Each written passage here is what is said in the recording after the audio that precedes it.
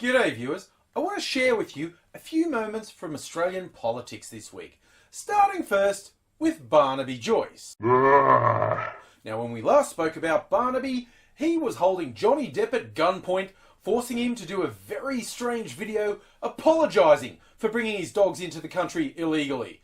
That was after Barnaby had threatened to kill Johnny Depp's dogs, and that was the first place he went. He didn't sort of ratchet it up. He just went, "Gonna kill your dogs!" Because that's how Barnaby rolls, okay? Now, this week, a story came about a plan to try and control European carp in Australian rivers. They are a pest. They're very bad. They kill native fish. They're not good for the waterways. And there was a weird little twist when it was reported that Joyce and Christopher Pyne were teaming up to give the fish herpes. Now, there's been a lot of speculation about what Christopher Pyne might be into, so honestly, a lot of people weren't that taken aback at the idea that he think it would be fun to give some carp herpes. But Barnaby had centre stage in the Parliament this week, where he, in his witty way, because he's a jovial chap, he's not just a dog-murdering Hollywood hostage taker. Oh no, he's quite the comic. And he chose to make some witty references where he was obviously likening the opposition to carp. Because you can call carp bottom-dwelling mudsuckers. You know, they're vermin. You don't want them around, you know, like his opposition. And to his credit, Barnaby did not come across like a deranged psychotic while doing it.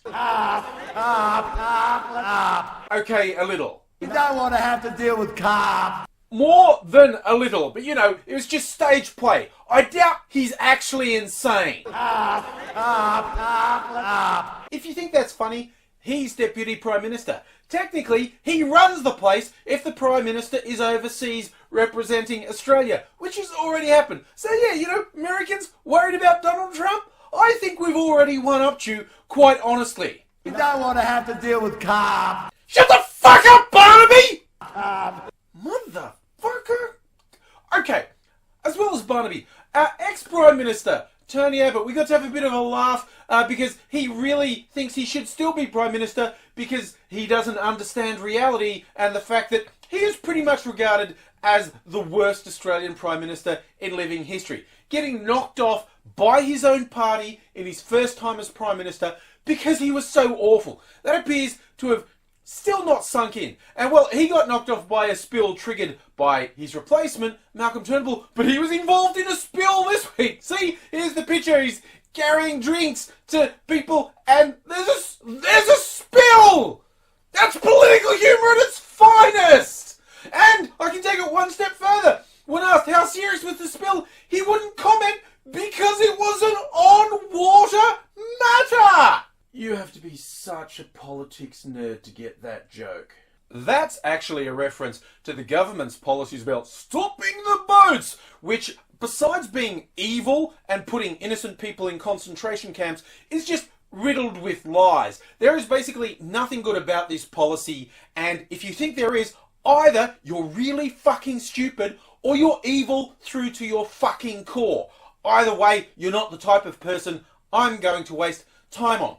Whenever they were caught out in lies about, we stopped the boats. No, you didn't. They were still boats coming and you turned them around and you actually bribed people smugglers and illegally pushed them back to Indonesia. You fucking liars! They go, oh, it's an on-water matter. We won't comment. It's hard to pinpoint what's worst about this government, but their policy with asylum seekers and refugees might be right up there.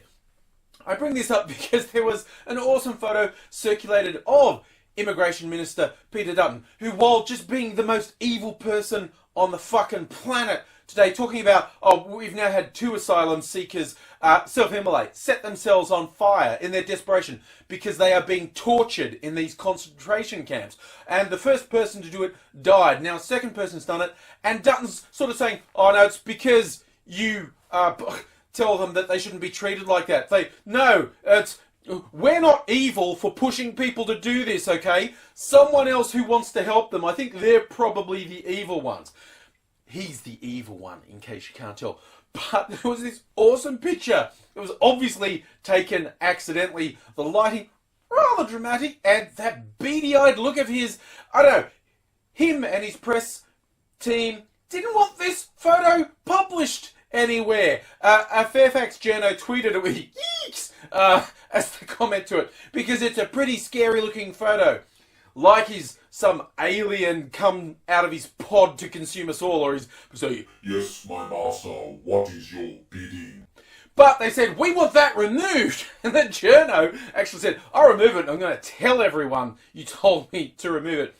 So, of course, that was trouble-free. When he said he wanted it removed from the internet helped. There were no shenanigans. Nobody did anything nefarious. This has not been circulated 10 times more than it otherwise would have been. He has not become a meme and everyone's trying to find different ways to personify his evil. What? Streisand effect? What's that, Mr. Dutton? Oh, it's just another brilliant example of the cluelessness of these politicians. Like, the worst possible thing you could probably do is imprison and torture people who are fleeing wars that your foreign policy is fucking causing and treating them like they're doing something wrong. That's probably the worst thing you could do. Second worst is try and have a picture like this removed. Yes, some people think, well, maybe you should be more concerned about the fact you are literally fucking killing people who are fleeing wars that you've helped create. Or you could worry about a picture on the internet. You piece of shit. Thanks for watching. Hope you enjoyed that. I upload regularly, so make sure you're subscribed if you're not already, so you don't miss out. And if you like what I do and want to help me out, best thing you can do, share on social media. Tell your friends what they're missing out of. And hey, check my links below and you can follow me on social media as well. I've got a huge back catalogue, so stay around. There's plenty more to watch. Here's a couple of suggestions.